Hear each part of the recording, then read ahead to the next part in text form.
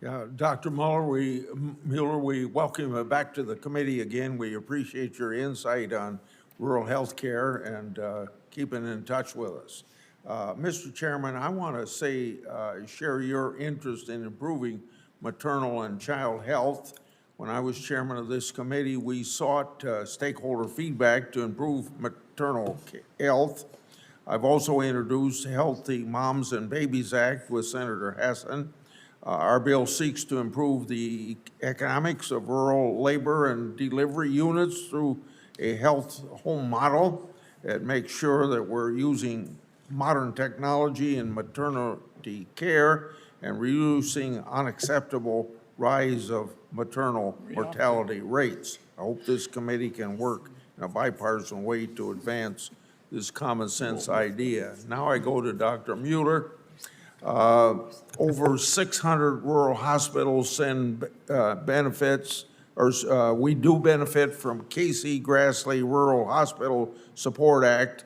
The bill permanently extends the Medicare dependent hospital and low volume hospital programs. Congress has reauthorized these programs more than 7 times.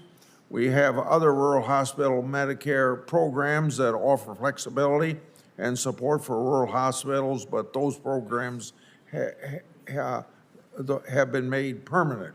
Why is it important for there to be flexible and targeted rural hospital programs under Medicare, and why should they be made permanent?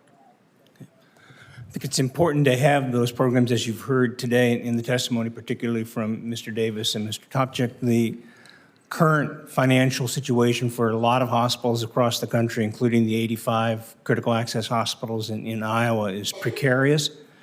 I think the reason to make those programs permanent, again, Mr. Davis's comments were spot on just a couple of minutes ago when he talked about you get to a cliff of, oh, what's going to happen now that the program's going to run out in 2 months, and do I need to start preparing for that? And you spend valuable, precious management time trying to work through scenarios that you shouldn't have to. You should be able to rely on what the reimbursement rate will be going forward.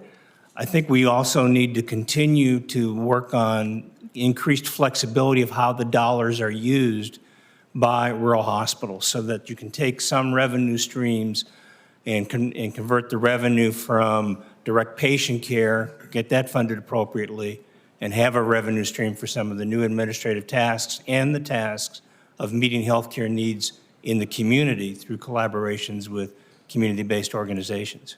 Yeah. Thank you, Dr. Mueller.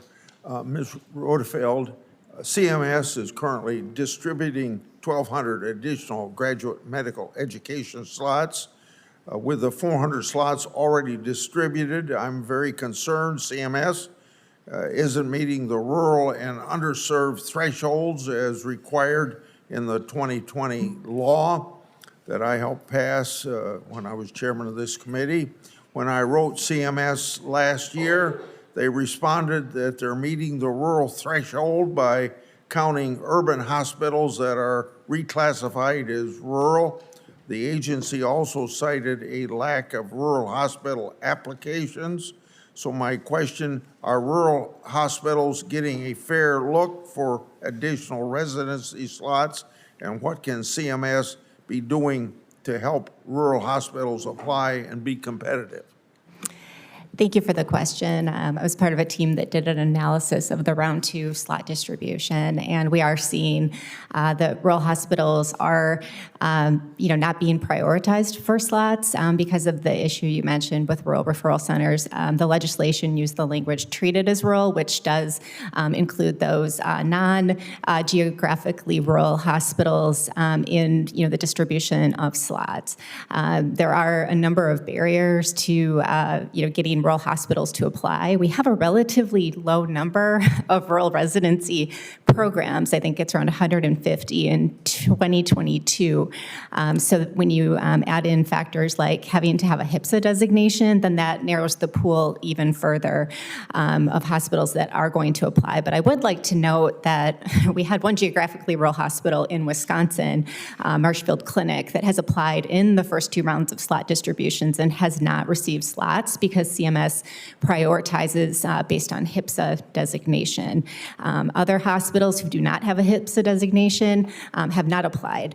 I know I had a program director in one of our Wisconsin hospitals with a CMS MIRAS application open just a couple of months ago. He was eager to apply, expand his program, and I had to break it to him that because he's not located in a HPSA, he can't apply for those slots. So I think that any future slot distributions should pay attention to whether there's a HPSA designation requirement in order to apply. I think gatekeeping programs that are successful out of this process is kind of unfair. They're still rural hospitals. They're still doing a great job in recruiting residents and retaining them in their communities. I'll submit some questions for the record. Thank